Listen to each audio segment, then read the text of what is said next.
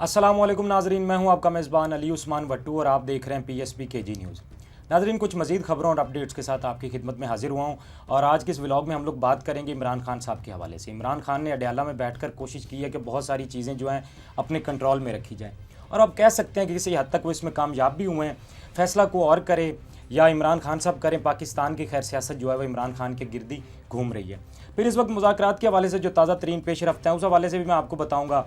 और मुज़ाकरात कामयाब हों या नाकाम, ये अपोजिशन भी जानती है, हुकूमत भी जानती है कि फ़ैसला इमरान खान ने करना है। अब इमरान खान साहब क्या सोच रहे हैं या वो क्या करने वाले हैं, 2-3 लोगों की उन्होंने अहम जिम्मेदारियाँ भी लगाई हैं, इस हवाले से भी हम लोग बात करेंगे। और मुज़ाकरात का जो हतमी फ़ैसला है वो क्या होगा, इस हवाले से बात करेंगे। और एक तो जो मुज़ाकरात आपको नज़र आ रहे हैं, जो मुज़ाकरात आप लोग देख रहे हैं, अब बैठक हुई है पहली मुज़ाकरात की, लेकिन पसे पर्दा भी बहुत सारी चीज़ें की जा रही हैं, तो इस हवाले से भी हम लोग बात करेंगे। अच्छा जी, सबसे पहले बात का आगाज़ करते हैं रिचर्ड ग्रैनल से। अब उन्होंने एक कंपेन शुरू की थी ट्विटर पर फ्री इमरान खान की और उनको बहुत पजीराई मिली।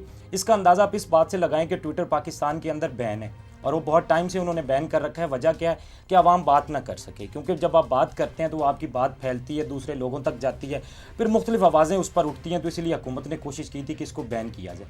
अब जब ये कंपेन स्टार्ट होती है तो आप इस बात से अंदाज़ा लगाएं कि ट्विटर पाकिस्तान के अंदर बैन था, फिर भी उनको इतनी पजीराई मिली और उनको जब वो पजीराई मिली तो मज़ीद उस पर बात करते गए। अब जब सूरत हाल यहाँ तक आ चुकी है कि वो आप कह लें कि पाकिस्तानी जब बैन होने के बावजूद उस पर इतना ज़्यादा रिस्पांस दे रहे हैं, तो सोचें अगर ये बैन ना होता तो उस पर क्या रिस्पांस होना था। अब होता क्या है कि वो बात ट्विटर से आप कह लें कि आलमी मीडिया तक जा चुकी है। अब उन्होंने टीवी चैनल पर इंटरव्यू दिया और इस पर वो खुलकर बोले, क्योंकि पाकिस्तान के अंदर पहले बात की जा रही थी जी कि हुकूमती लोग ये कह रहे थे कि वो फेक अकाउंट है या वो कौन होते हैं बात करने वाले वगैरह वगैरह, बहुत सारी चीज़ें उनकी तरफ से की गई। बहरहाल कल उन्होंने एक टीवी चैनल को इंटरव्यू दिया और वो बड़ा खुलकर बोले। जो बातें वो ट्विटर पर कर रहे थे वो बातें उन्होंने टीवी चैनल्स पर भी की। उन्होंने कहा जी कि पूरी दुनिया जानती है कि इमरान खान के खिलाफ इल्ज़ामात झूठे और बेबुनियाद हैं। ये देखकर बहुत अफसोस होता है कि बाइडन इंतज़ामिया खामोश तमाशाई बनी है और सब कुछ देख रही है।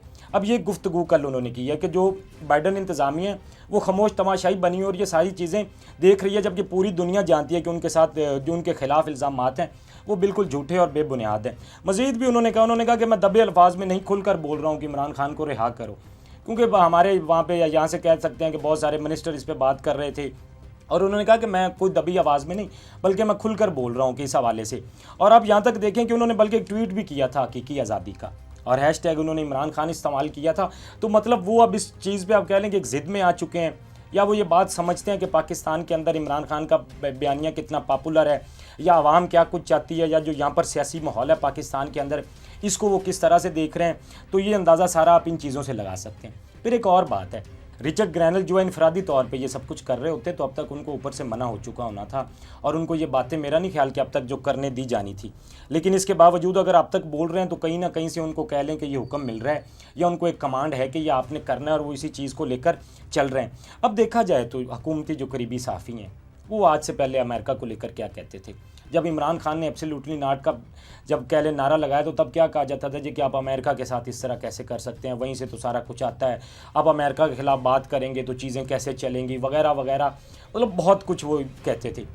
और आज जब अमेरिका की जानिब से ये कुछ कहा जा रहा है तो वो लोग कहते हैं जी कि अमेरिका कौन होता है पाकिस्तान में मुदाखलत करने वाला, या अमेरिका इस तरह से किस तरह कर सकता है। तो मतलब अब उनका बयानिया वो टोटली बदल चुका है। अब आप देखें ना कि जब पाकिस्तान के अंदर इस तरह के हालात होंगे कि इंसाफ मिलने की आपको कहीं से तवक्को ही नहीं होगी।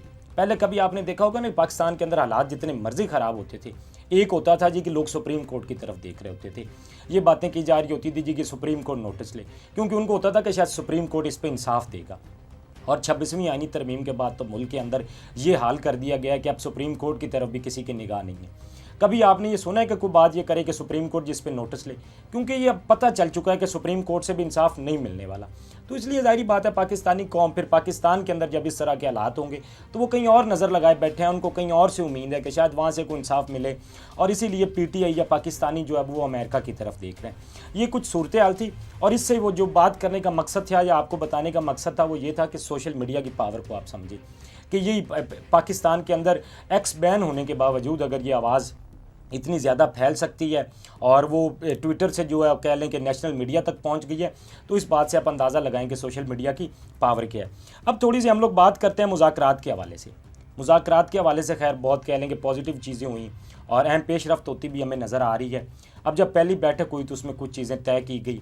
उसके बाद एक जो पीटीआई का मुतालबा था कि खान साहब से मुलाकात करवाई जाए, वो भी मुलाकात भी करवाई गई, उनका पहला मुतालबा भी माना गया। और फिर कुछ चीज़ें उन्होंने कहा जी कि आप इस पर TROs बाकायदा बनाएं, आपके जो भी मुतालबात हैं आप उनको रिटर्न में दें और इनको आगे लेकर चला जाएगा। अब 2 तारीख को जो है वो कह लें कि आप अगला इस पे मुज़ाकरात की बैठक होगी, लेकिन उससे पहले खान साहब ने अब 3 लोगों की बहुत अहम जिम्मेदारी लगा दी है। उन्होंने कहा जी कि ये सिर्फ 3 लोग इस पे बात कर सकते हैं, उसके अलावा इस पे कोई बात नहीं करेगा। एक तो उन्होंने कहा जी कि बैरिस्टर गौहर साहब चेयरमैन पाकिस्तान तहरीक इंसाफ, और फिर सलमान अकरम राजा जनरल सेक्रेटरी पाकिस्तान तहरीक इंसाफ हैं उनको, और शेख वकास अकरम जो कि सेक्रेटरी इत्तलात पाकिस्तान तहरीक इंसाफ हैं।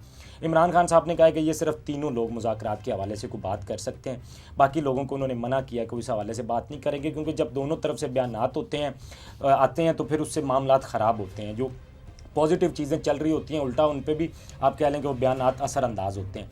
अदा कि आप देखें कि उमर अयूब साहब जो है वो अपोजिशन लीडर हैं, लेकिन वो भी इस पे बात नहीं कर सकते। हाँ, वो असम्बली के फ्लोर पे अपनी बात कर सकते हैं, वो कोई भी मामलात हों वो असम्बली के फ्लोर पे बात कर सकते हैं, लेकिन मीडिया पे वो बात नहीं कर सकते। तो अब खान साहब ने आप कह लें कि इन तीनों लोगों की जिम्मेदारी लगाई है कि सिर्फ वो मुज़ाकरात के हवाले से बात करेंगे। अब मुज़ाकरात के ज़रा आ जाते हैं मौजूदा सूरत हाल क्या है, उस हवाले से भी आपको बता देता हूँ कि मौजूदा सूरत हाल मुज़ाकरात की क्या है। अब पसे पर्दा मुज़ाकरात एक तो आप कह लें कि हुए, उसके बाद जो मुज़ाकरात आपको बेसिकली नज़र आ रहे हैं ना, वो मुज़ाकरात कुछ और हैं। इससे पहले चीज़ें डिसाइड हो चुकी हैं, जो पसे पर्दा मुज़ाकरात हुए उनमें चीज़ें फाइनलाइज हुई, और उसके बाद ये आपने देखा कि ये आके यहाँ पे बैठे हैं तो कहीं ना कहीं चीज़ें तय हो चुकी हैं। सबसे बड़ा मसला क्या आ रहा है, वो आ रहा है टाइम फ्रेम का। टाइम फ्रेम का कैसे, वो भी ज़रा मैं आपको बता देता हूँ, क्योंकि आप देखें ना कि अब इमरान खान साहब ने जो मुतालबात किए हैं कि जुडिशल कमीशन बनाया जाए और तहकीकात करवाई जाए, अब ये उनका बड़ा ज़रूरी मुतालबा है और वो चाहते हैं कि 9 मई पर भी और 26 नवंबर पर भी कमीशन बना के तहकीकात करवाई जाए। सपोज़ कर लें कि हुकूमत ये उनका मुतालबा मान लेती है और कमीशन बना दिए जाते हैं, तो वो कमीशन जो है वो कितनी देर इस पे काम करेंगे, कितना उसको लंबा लेकर चलेंगे, ये बड़ा ज़रूरी है। क्योंकि कमीशन बना दिए जाएँ और सालों साल आप कहें कि उन पर अब काम होता रहे, तो इस तरह से तो फिर देखें ना कि तहरीक इंसाफ इंतज़ार तो नहीं करेगी। वो बैठ के ये तो नहीं कहेंगे कि अब कमीशन बना दिए गए तो इस पर कब फैसला आएगा, या खान साहब की रिहाई को लेकर। तो जो एक टाइम फ्रेम है उसको देखना बड़ा ज़रूरी है, और तहरीक इंसाफ भी यही सोच रही है कि अगर कोई टाइम फ्रेम ऐसा सेट किया जाए कि एक महदूद टाइम के अंदर इन चीज़ों को अगर किया जाता है तो फिर तो ठीक है। अगर इस टाइम फ्रेम में नहीं किया जाता तो फिर तहरीक इंसाफ ज़ाहिर बात है अपना दूसरा ऑप्शन भी लेगी। लेकिन अब देखना है, तहरीक इंसाफ को ये भी कहा गया जी कि आप अपना पेपर वर्क करें। तहरीक इंसाफ ने उस पर पेपर वर्क भी शुरू कर दिया। अब रिटर्न में जितने भी उनके आप कह लें मुतालबात हैं, ख़ास तौर पे खान साहब की रिहाई का मुतालबा, फिर मैंने आपको कमीशन के हवाले से कहा है। अब जो उनके ये 2 मुतालबात हैं, जुडिशल कमीशन या खान साहब की रिहाई, अगर ये इसको देखा जाता है कुछ जल्दी इस पर किया जाता है, ताकि ये बात की जा रही थी हुकूमत चाहती है खान साहब को हाउस अरेस्ट की तरफ लाया जाए कि चले जेल से उनको घर तक भेज दिया जाए। उस हवाले से कलीमा खान साहब का बयान आया, वो मैं आपके सामने रख देता हूँ कि उन्होंने क्या कहा है। उन्होंने कहा कि इमरान खान ने हाउस अरेस्ट में जाने से इनकार कर दिया है। इमरान खान ने कहा है कि सब सियासी कैदियों को रिहा करें, मैं अगर जाऊंगा तो मुकम्मल रिहाई में जाऊंगा, हाउस अरेस्ट में नहीं जाऊंगा। तो खान साहब ने यह वाज़ा कर दिया कि उन्होंने मुकम्मल वो रिहाई चाहते हैं, ना कि उनको हाउस अरेस्ट किया जाए। तो ऐसा वो कोई मुतालबा नहीं मानेंगे, और बाकी जितने भी PTI के कैदी हैं उनकी रिहाई का भी उन्होंने मुतालबा किया था, और ये उनका बड़ा मेन मुतालबा है। अब ज़ाहिर बात है, अगर हुकूमत भी मुज़ाकरात चाहती है और चाहती है कि इसमें कोई पेशरफ्त हो, तो फिर जितने सियासी कैदी हैं आपको उनको रिहा करना पड़ेगा। जितने लोगों को आपने कहने जेलों में रखा हुआ है उनको आपको रिहाई देनी पड़ेगी, ताकि थोड़ी सी चीज़ें आगे बढ़ पाएँ। और जब अब सारी चीज़ें आपको नज़र भी आ गई हैं कि बात से ही हल निकलना है, और मैं ज़ाती तौर पे भी चाहता हूँ कि मुज़ाकरात से ही बात का हल निकले, क्योंकि कोई और हल नहीं है। और मुज़ाकरात जब बैठेंगे बात करेंगे तो उसी से ही हल निकलेगा और आगे बढ़ा जाएगा। तो इसीलिए अब हुकूमत को भी इसको सीरियस लेना चाहिए। अब ज़ाहिर बात है, जब से ये थोड़ा सा आप कह लें कि अमेरिकन दबाव बढ़ना शुरू हुआ है, रिचर्ड ग्रैनल साहब इस पर बोल रहे हैं या बाकी लोग बात कर रहे हैं, तो जो वो हुकूमती आप कह लें गुजरा है उनके भी कुछ बयान आ रहे हैं। अच्छा, तलाल चौधरी साहब का बयान आया, वो मैं आपके सामने रख देता हूँ। उन्होंने क्या कहा है, उन्होंने कहा इमरान खान की रिहाई के लिए कोई दबाव महसूस नहीं कर रहे, और इमरान खान को पता है कि उनके गुनाहों पर उन्हें सज़ा ज़रूर होगी, जिस पे बचने के लिए वो हाथ पांव मार रहे हैं। अब ये जो प्रेशर आ रहा है ना बेसिकली अमेरिका से, वो हुकूमत के लिए मसला बना हुआ है, और हुकूमत के ये बयान आता ना, इससे उनकी बुखलाहट का आप अंदाज़ा कर लें कि वो क्या सोच रहे हैं। और उनको लगता है कि ये जो दबाव बढ़ाया जा रहा है इससे कुछ भी नहीं होगा, और खान साहब को उनके सज़ाओं की, तो ये जब दबाव ज़्यादा आना है तो आपको ये मानना तो पड़ेगा। और ये इनका ये कहना जी कि हमारी बारी अमेरिका ने कुछ नहीं किया था तो आज अमेरिका बोल रहा है, तो इससे आप अंदाज़ा लगा लें कि इनकी बारी भी क्या चीज़ें चल रही थी, और तब भी अमेरिका कितना इन्वॉल्व था और आज भी अमेरिका कितना इन्वॉल्व है। बहरहाल देखना ये है कि आने वाले वक्त में क्या होता है। अगर क्योंकि देखें ना कि पाकिस्तानी मामलात, मैं ज़ाती तौर पर यही चाहता हूँ कि हमारे जो मामलात हैं, अंदरूनी मामलात हैं, उनको पाकिस्तान खुद हल करे। ये जो मसले हैं इनको पाकिस्तान को, हुकूमत को बैठकर, जो ताकतवर हल्के हैं उनको बैठकर इनको हल करना पड़े, बजाय इसके कि अमेरिका इसके अंदर मुदाखलत करे। लेकिन जब सूरत हाल ऐसी होगी कि आपको कहीं से भी कोई तवक्को ना हो, तो फिर जाहिर बात है, जिस तरह मैंने पहले बताया है, फिर पाकिस्तानियों की नज़रें बाहर की तरफ ही होंगी। वो कोई ना कोई तवक्को बाहर से लगाएंगे कि शायद बाहर से कोई हमारे लिए अच्छी खबर आ जाए। अब ख्वाजा आसिफ साहब ने भी कल एक बयान दिया था, उन्होंने कहा था जी कि मैं रिचर्ड ग्रैनल को जानता ही नहीं हूँ। रिचर्ड ग्रैनल ट्रंप इंतज़ामिया में असर रसूख नहीं रखते। पाकिस्तान एक खुद मुख्तार मुल्क है। इन बातों का पाकिस्तान की सियासत और इमरान खान की सज़ा पर कोई असर नहीं पड़ेगा। ठीक है, हम आपकी बात मान लेते हैं कि खान साहब की कह लें कि सियासत पर या बाकी मामलात पर इसका कोई असर नहीं होगा, लेकिन आप इन चीज़ों को भी सीरियस लेना। जब ये आप आवाज़ें बाहर से आ रही हैं, आप ये बयान आप दे रहे हैं, तो अगर इनको आपको पहले ही देखना चाहिए था।